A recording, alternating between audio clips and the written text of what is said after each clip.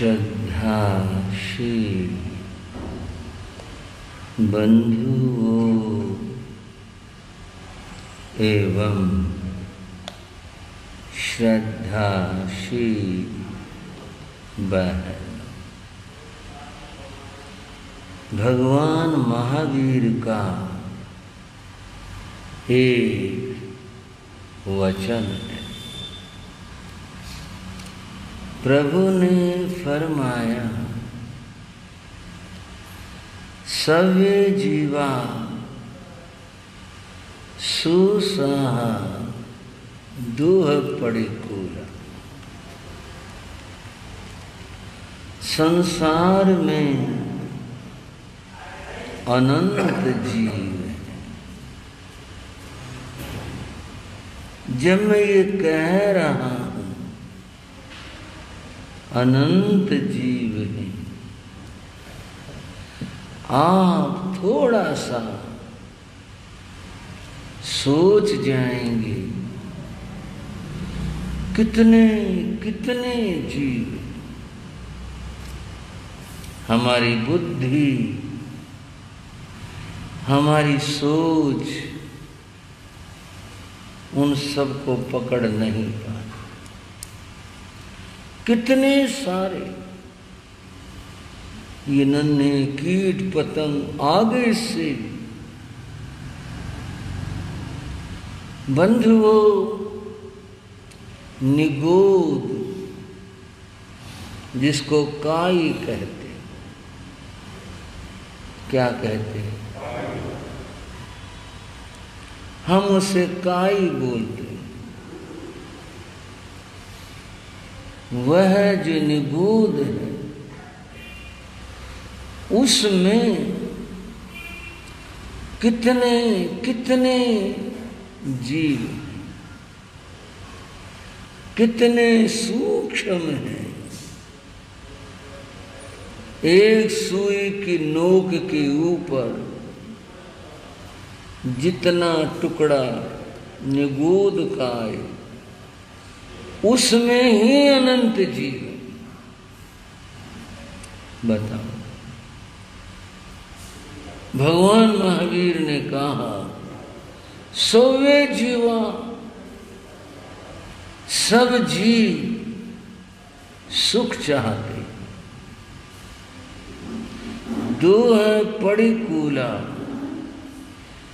दुख कोई नहीं चाहता। अब सूक्ष्म जीवों की तुम क्या बात करें, हम अपनी बात करें, मनुष्यों की बात करें, सब सुख चाहते। पर ये सुख कैसे मिले? बीच में एक बात कहना चाहूंगा। इन चर्चाओं को आप प्रवचन और हम सुन रहे हैं, यूं रिवाज के रूप में नहीं, सोच के रूप में। आप सोचो, जो कह रहे हैं उसे महसूस करो। क्या ये बात नहीं है? क्या ये बात ऐसी ही है? सब सुख चाहते, परंतु सुख कैसे मिले? धन, वैभव, संपदा, इन सब चीजों में सुख है क्या? हम तो यही कहते नहीं है। संसारी कहते इनमें सुख है, पर सुख नहीं है। बंधुओं, मैं एक ऐसी बात बताऊंगा जिसको सुनकर आपको हल्की सी हंसी आएगी। सुख है संवत्सरी में, आई ना हंसी? क्यों भाई? किस में बता रहा हूं मैं? बताओ, संवत्सरी में सुख है। हर रोज मनाने लग जाए अगर सुख हो तो। संवत्सरी के तो बहुत बहुत सारे ऐसे प्रसंग कहूँ, विनोद कहूँ, संवत्सरी का तो काम ही बड़ा कठिन है। और महाराज लोग बता रहे हैं संवत्सरी में सुख है। वो सुख कैसे है ये मैं बताऊंगा, और ये भी बताऊंगा सुख यहां से निकलेगा, संवत्सरी से निकलेगा। वैभव, दुनिया और चीजें, इनसे सुख नहीं निकलेगा, संवत्सरी से निकलेगा। भगवान महावीर ने एक और कृपा की, एक और बात बताई। प्रभु ने कहा वमे चतारि दोषा ही हम पढ़। कोई अपना भला चाहता हो, अपना हित चाहता हो, आप कहेंगे ऐसा कौन है जो अपना भला न चाहता हो? सब अपना भला चाहते हैं। भगवान भी यही कह रहे हैं, कोई अपना भला चाहता हो, वह चार बातों को छोड़ दे। वमे चतारि दोषा, चार दोषों का वमन कर दे, निकाल दे अपने भीतर से। चार बातों को, वो दोष हैं, उनको निकाल दे तो भला होगा। और अगर वो अंदर में बनी रहे तो व्यक्ति का, जीव का कभी भला नहीं हो सकता। अब आपकी उत्सुकता और बड़ी होगी, वो क्या चीज है? उनका नाम है कषाय। क्रोध, मान, माया, लोभ। आपको मैंने कहा महसूस करो ये है या नहीं है। ये चार बात ऐसी हैं, इनके जीवन में रहते हुए जीव का कभी भला नहीं हो सकता। क्रोध के रहते, अहंकार के रहते, छल कपट को जीते, लोभ को करते, कभी भला नहीं होता। अब आप सोच करके देख लो, अगर क्रोध बना हुआ हो किसी के मन में, उसको शांति मिल सकती है?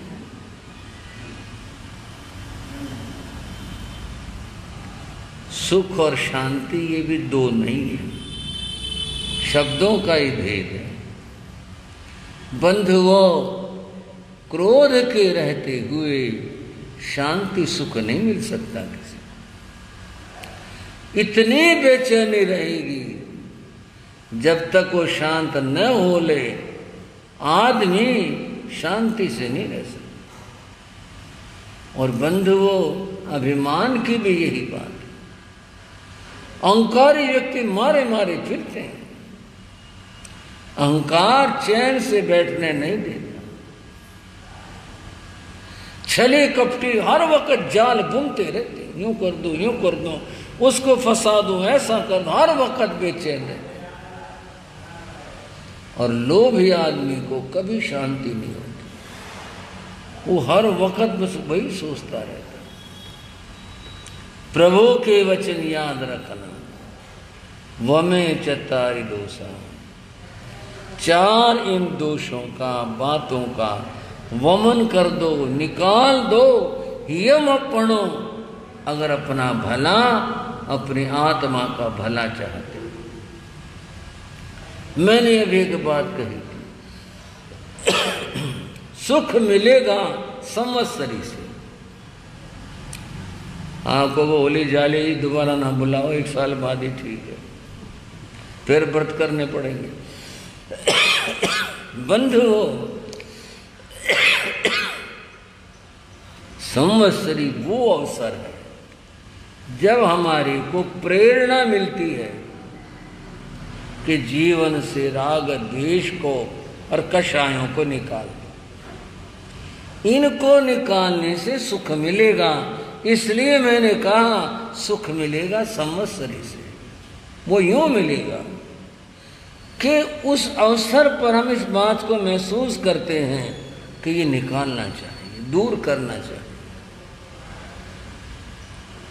जब तक ये 4 दोष नहीं निकालेंगे जीवन में शांति नहीं आ सकती। बंधुओं, इस बात को थोड़ा सा और विचार करते, भगवान महावीर ने फरमाया, जो ओ समय तस अति आराहण, ये मैंने पहले भी सुनाया था।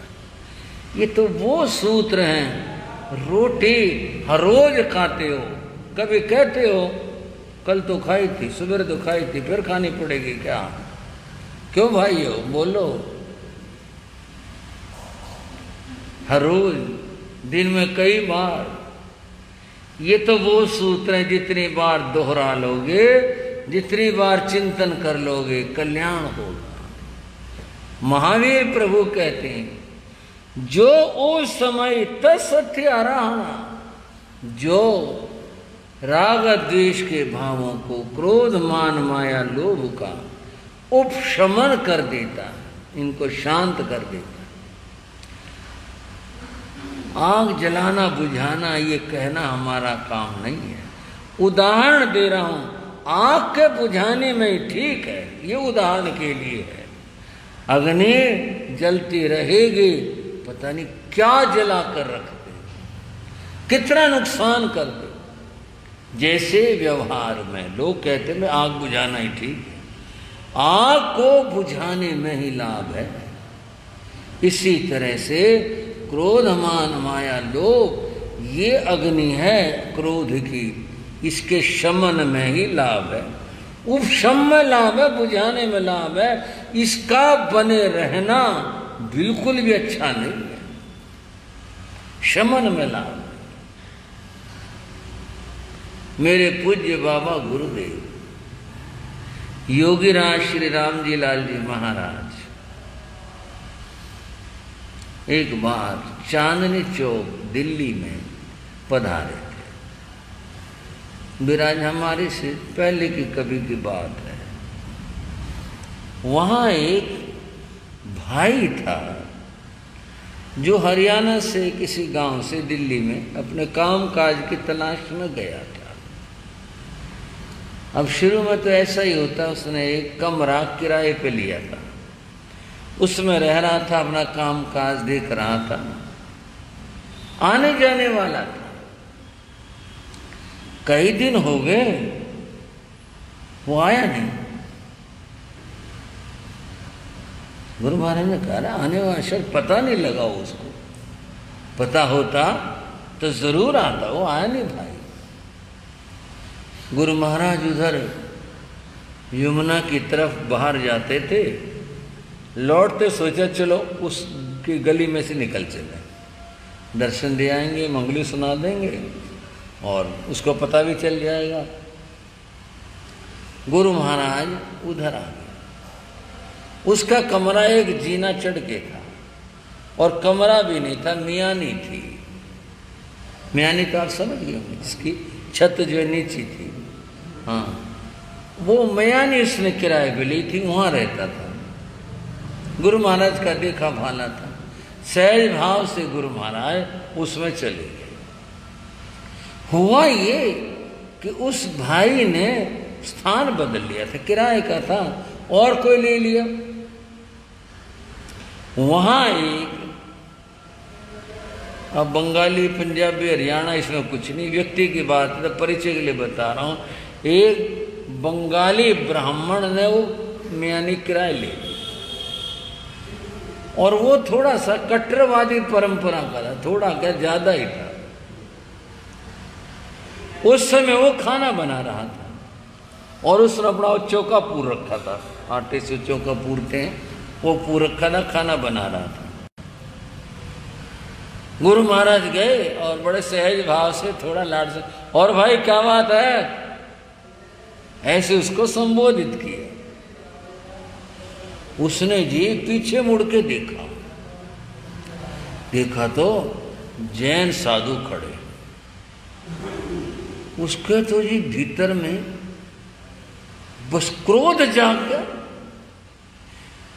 और उसका जो भाव रहा वो ये था, ये आया क्यों मेरे कमरे में, बिना पूछे मेरे कमरे में पांव क्यों रख दिया। इतना गुस्सा आया उसको, उसने जी चूल्हे से जलती हुई लकड़ी निकाली और निकाल करके लेकर गुरु महाराज को मारने दौड़ा। अब गुरु महाराज थे ना, वो भागे ना, उनको इतना समय भी नहीं था। वो तो जी इतना जल्दी में उसने क्या नजदीक आकर के सिर में जलती हुई लकड़ी मारने के लिए उसने जी हाथ ऊपर किया प्रहार करने के लिए। वो मैयानी थी, हाथ ऊपर करते ही लकड़ी छत से जा लगी। अब क्रोध में होश तो होता नहीं ना, भाई क्या करना है क्या नहीं करना। उस पर लगी, वो लकड़ी आगे से जली हुई थी और गुल जिसे कहते हैं वो कोयला लाल बना हुआ था, उससे टकराई और टकरा करके वो टूट गया और बिखर गया। सारे कोयले उसके ऊपर आ गिरे, ऐसे कराना उसने जोर से, उस पर आ गए। फिर वो चिल्ला, जल गया जल गया जल गया, फिर चिल्लाया वो। गुरु महाराज वहीं खड़े थे। वही तरह कुछ हो गया तो आदमी डर ही जाता, पर डर उनके पास था नहीं, वो खड़े रहे।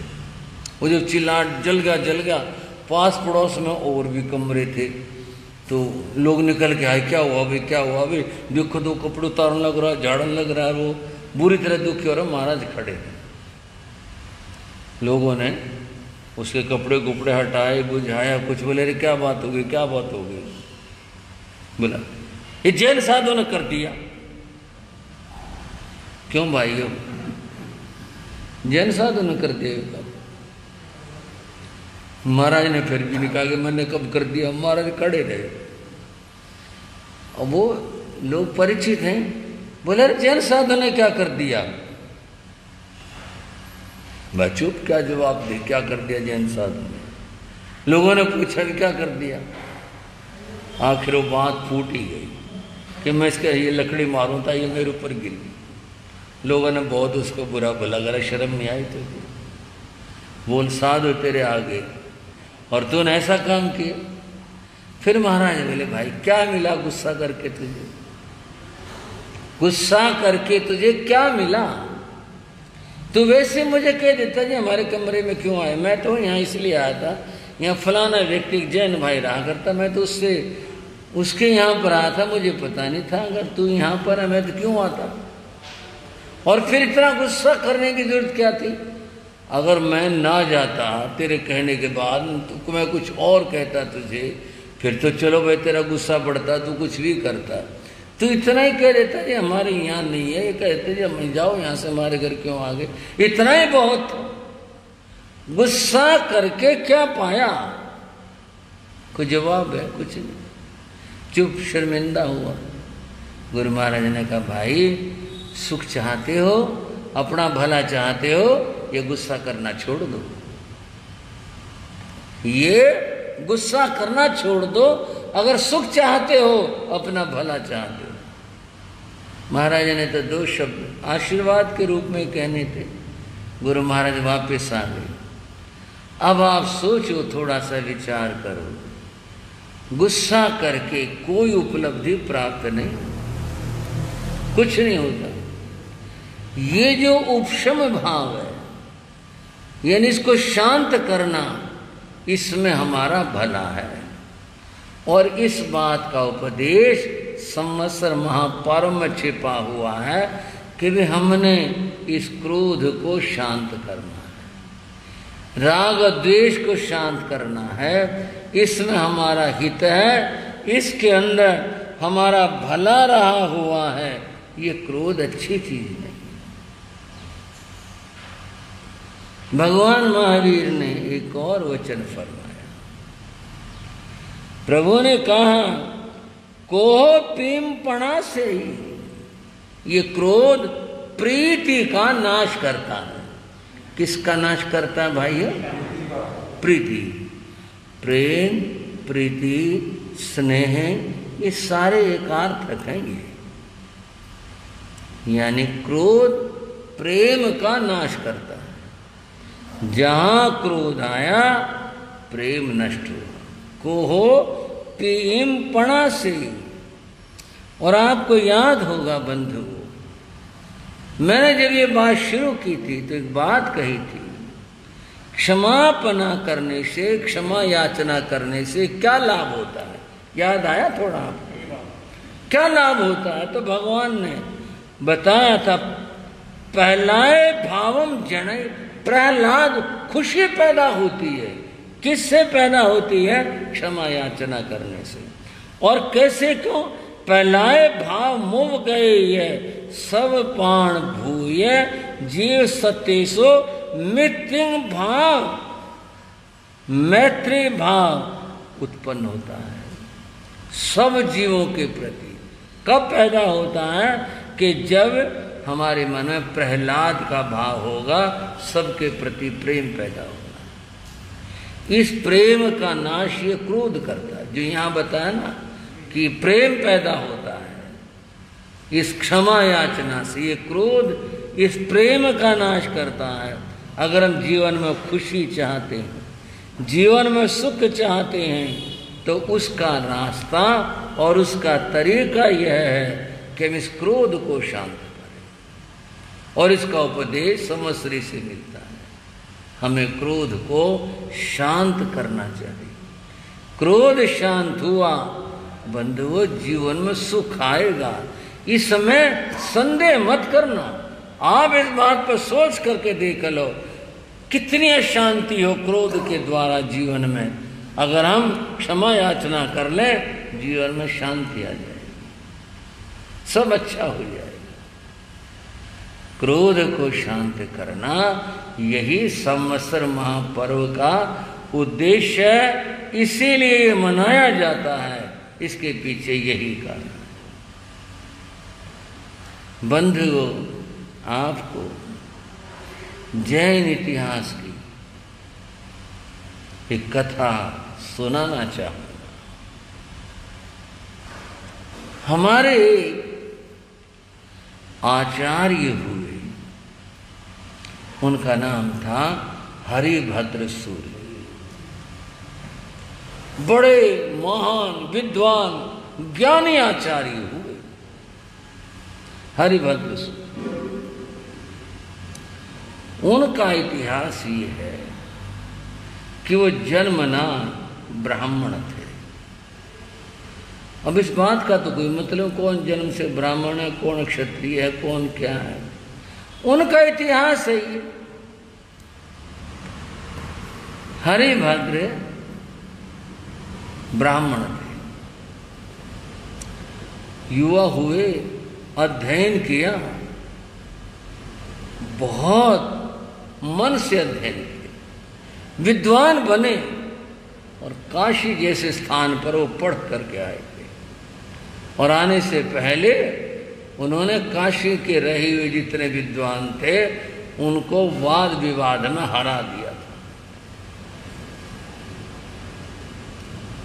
अपने घर गांव नगर में जब लौटे तो सहज में ही परिचितों ने उन्हें पूछा, भाई हरिभद्र क्या अध्ययन किया, कितना पढ़े?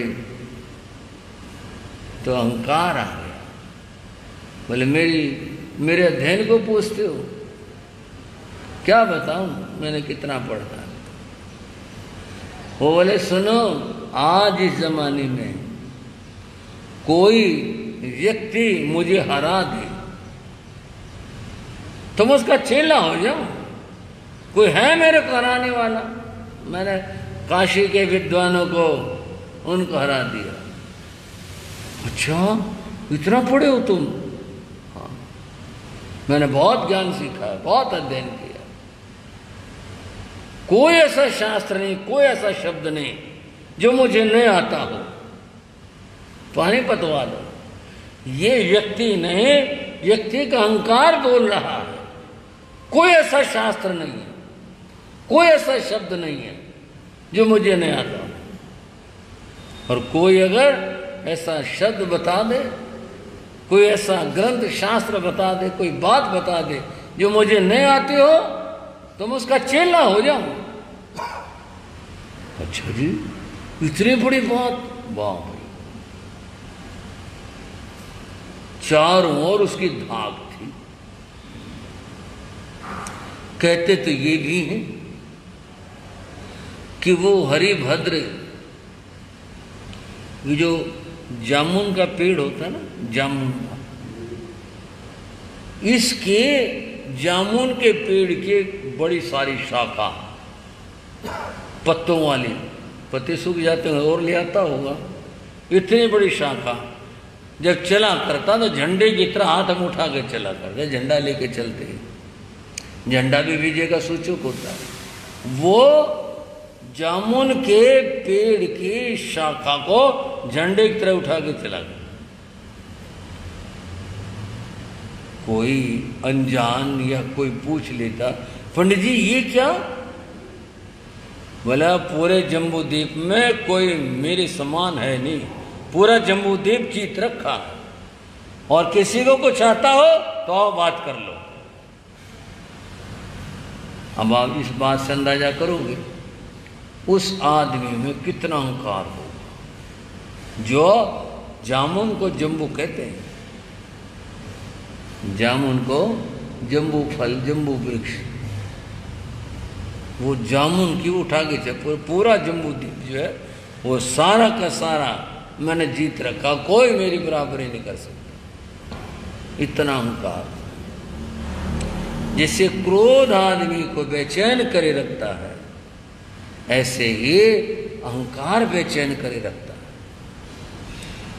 वह एक बार शहर में गया था। कौन? हरिभद्र।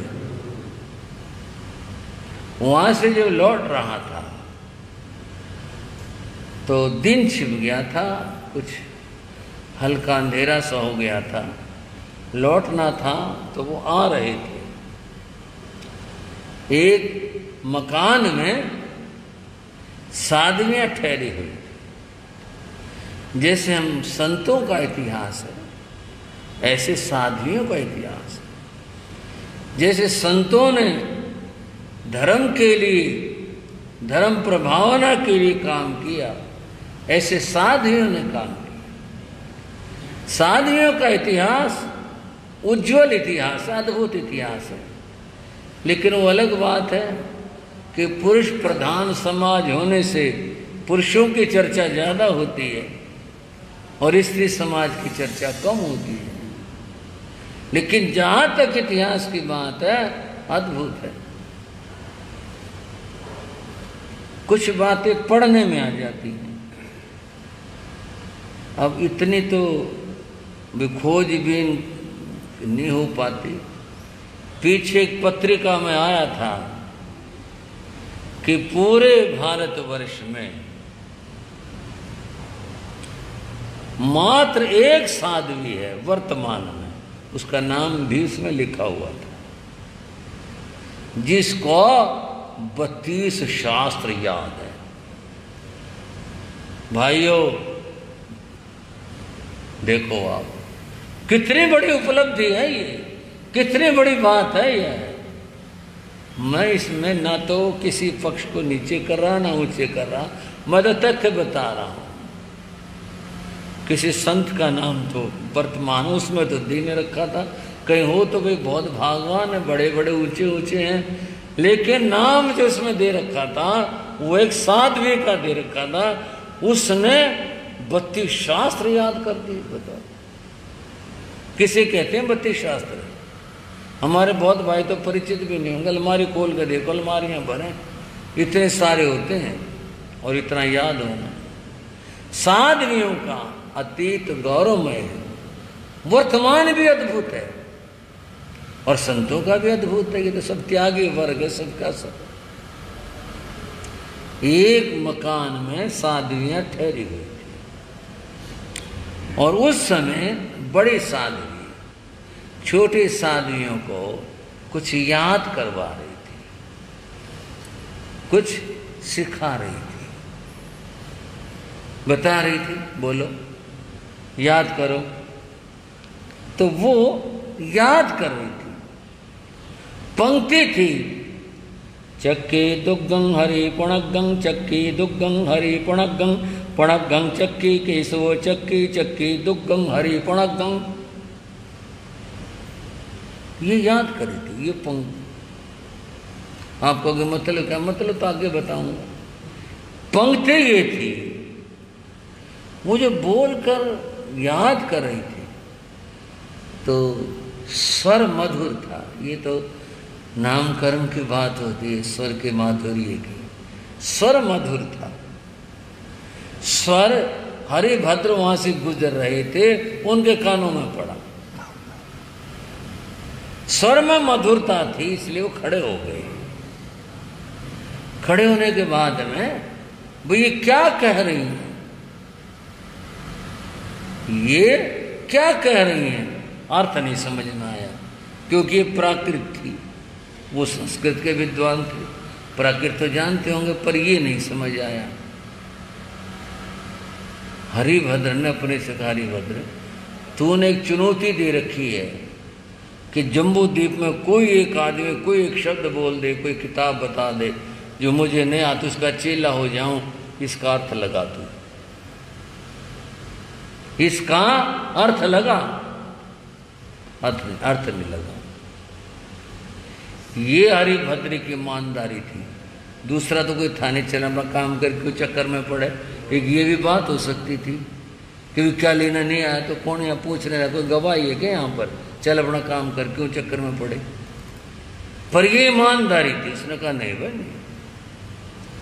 इन शब्दों का अर्थ पता चलना चाहिए।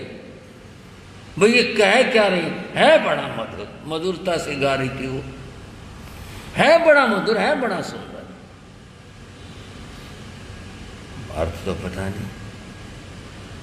उसने थोड़ी हिम्मत करी, साधुओं के मकान में प्रवेश करना चाहा। अब रात्रि में पुरुष साधुओं के मकान में नहीं जाते और स्त्रियां साधुओं के मकान में प्रवेश नहीं कर सकती। वैसे भी सभ्यता का तकाजा, किसी के घर में ऐसे थोड़े घुस जाते हैं। आदमी बाहर से कुछ आवाज करता है, पुकारता है, कहता है, कुछ तो करता ही है। उसने दरवाजा बंद था, खटखटाया, अंदर से आवाज आई, कौन है? उसने कहा मैं एक पथिक हूं और मैं आपसे मिलना चाहता। अंदर से बहुत मधुर आवाज आई, भाई यहां हम साध्वियां रहती है, हमारे यहां कोई पुरुष रात्रि में नहीं आ सकता। आपने अगर मिलना है तो आप कल दिन में आओ, तब मिल लेना, अब आप नहीं आ सकते। ये नियम है। उन्होंने बता दिया कि वे नहीं मिल सकते। हरिभद्र की उत्सुकता और बढ़ गई कि अरे इनके तो नियम भी विचित्र हैं बड़े। पर मन में ये था अर्थ जरूर पूछना है, या तो यह शुद्ध शब्द है सारे, और अगर ये शब्द शुद्ध है तो इनका अर्थ जरूर पूछना। बंधु उन शब्दों का अर्थ पूछने हरिभद्र अगले दिन गए थे। वो क्या अर्थ रहा इसकी चर्चा भी मैं आगे ही करूंगा। आज तो विराम देना चाहूंगा, समय हो गया। कह में ये रहा था, अगर दुखों का अंत करना है तो बंधुओ संवत्सरी की आराधना करो, और फिर आपको मुस्कान आएगी। बोले रो रो संवत्सरी कैसे मनाएंगे? एक ही बार मना लो, पर सही मना लो और पूरी मना लो।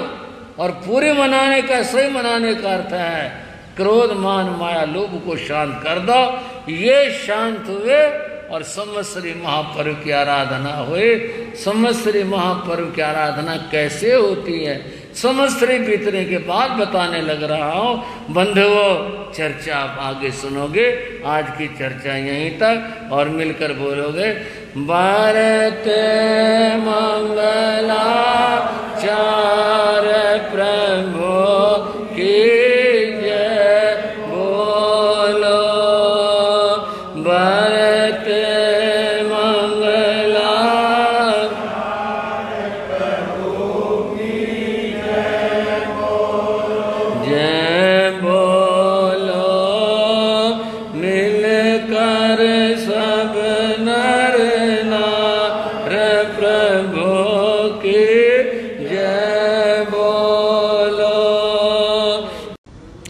चत्तारि मंगलम अरिहंता मंगलम सिद्धा मंगलम साहू मंगलम केवली प्रणतो धम्मो मंगलम चत्तारि रघुत्तमा अरिहंता रघुत्तमा सिद्धा रघुत्तमा साहू रघुत्तमा केवली प्रणतो धम्मो रघुत्तमो चत्तारि शरणं पविज्जामि अरिहन्ते शरणं पविज्जामि सिद्धे शरणं पविज्जामि साहू शरणं पविज्जामि केवली प्रणतं धम्मं शरणं पविज्जामि। ये चार शरण दुख हरण जगत में और न शरणा कोई होगा जो भव प्राणी करे आचरण उसका अजर अमर पद होगा उसका सदा ही मंगल होगा। मंगल आशीर्वाद मंगल आशीर्वाद मंगल आशीर्वाद।